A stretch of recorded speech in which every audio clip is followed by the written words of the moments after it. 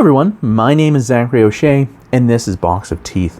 Every October for the last few years, I've gone ahead and shared a homebrew monster per day, and this October is no different. So, here is your monster a day for October 18th, 2023. Here in week 3, I've been covering named fairy knights that work for the Waning Court, which is a family of dark fae that have a distinct nightmarish and autumn feel. The Waning Court is homebrewed up for a horror-based Dungeons & Dragons campaign that focuses very heavily on folk horror, body horror, and cosmic horror. And the one I'm going to share with you today really leans into that, so I'm super excited to do so.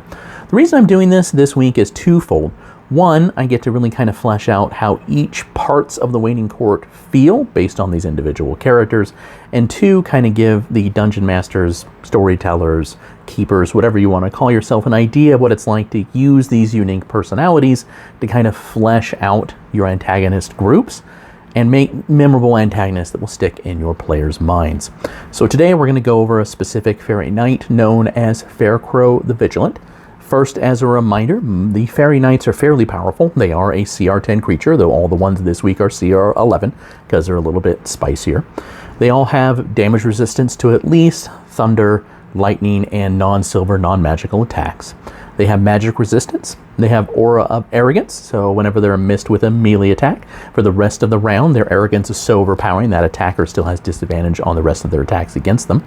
They have prideful stride, which is a reaction they can use because, again, they're so full of arrogance and power that when they reduce a creature to 0 hit points, they can make a dash action without provoking an opportunity attack. And they also have ephemeral mien. Because they are alien and foreign to this world, difficult terrain is no problem for them, and they can Misty Step once per day, though once they do, their speed becomes 0 until end of turn.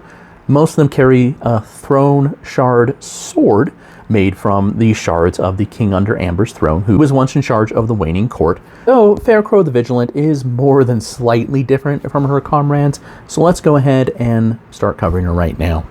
Now, Lady Faircrow is not like the other Fey Knights of the Waning Court. She knows it, and her princess, the mistress of the last sheaf, knows this as well. Neither speaks of it openly, and neither is really bothered by it. Faircrow herself isn't motivated by personal gain. She doesn't like amassing power. She doesn't like bloodletting like the rest of her court.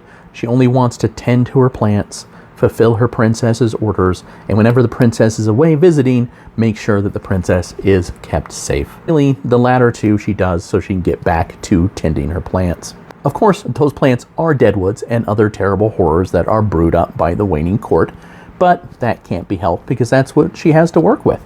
Lady Faircrow's leather armor has more in common with a farmer's set of overalls than anything else in the way that's designed, and her voluminous cloak and cowl really reminds most onlookers of some sort of scarecrow. Now, she catches some flack and some snide remarks from other fairy nobles, but this never seems to bother her because she knows this is the life that she is meant to lead and how she is meant to look. She carries a scythe instead of a sword, and she is still very devastating in combat as the wounds that she deals are exceedingly vicious. The real reason that the mistress of the last sheaf values Lady Faircrow beyond measure is because she knows Lady Faircrow is the only fairy that she can trust that will never stab her in the back. Now, why is this? Well, unlike other fairy knights or most of the Waning Court, Faircrow is lawful neutral. She has her own specific rules that she follows. She has her own specific place, and she always wants to be there. And she's always going to look out for her princess's back first and foremost. Let's go ahead and dive into Lady Faircrow's statistics for Dungeons & Dragons 5th edition to see exactly what else besides her alignment makes her so different. Now, she is CR 11 because she has some more hit points and better stats and a lot more abilities than the average Fey Knight. She does have damage medium necrotic as well, and we'll get to that reason here in a moment. She has Breath Stealer, so in addition to being able to make a dash action anytime she reduces a creature to 0 hit points, she also recharges her Misty Step ability that she can normally only do once per day. In addition, she has Regeneration, which does not activate if she takes damage from a silver weapon, but magic weapons don't affect that. And this ties into one of her big order abilities, which is Gruesome Chaff. It's very similar to the alternate ability of some trolls to be able to lop off limbs and heads, and those heads still act and move. and her limbs and the such do exactly the same. Anytime that she completes a full rest, they all regrow. If she is next to an area where one of her severed parts is, she can just pick it up as a bonus action and reattach it. But she does have a reaction ability called Ripen, where she can make one of those pieces swell with horrible gas, explode, and do necrotic damage, and then it regenerates on her.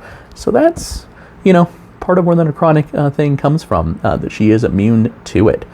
As part of her order, she does get innate spell casting, but it's only plant growth as opposed to the plethora of spells that other fairy knights get based on their order.